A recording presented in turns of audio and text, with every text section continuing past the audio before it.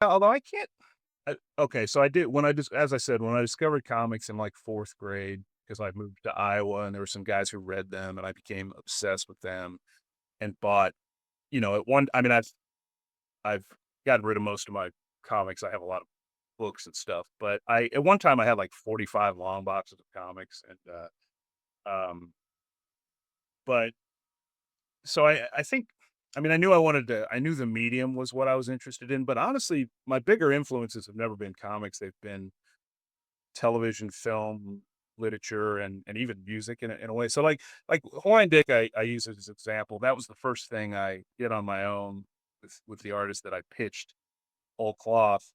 And that was literally me just saying, you know what, I'm just gonna take the stuff that I find interesting, which was film noir, old detective.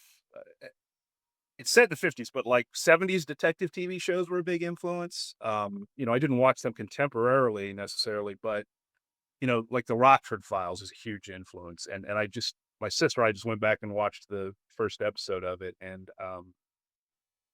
there was a there was kind of a grittier, not I don't know if gritty is the right word, but sort of a cynical, more real world tone to the shows in that era. The 80s are not my primary influence because I find it all glossy and surface level, and I don't enjoy them. I mean, I grew up in the 80s. I don't love 80s media, which you know most people my age find insane. But because I was in the 80s, I was going back and looking at stuff from the 70s and 60s, 50s, 40s into the 30s even.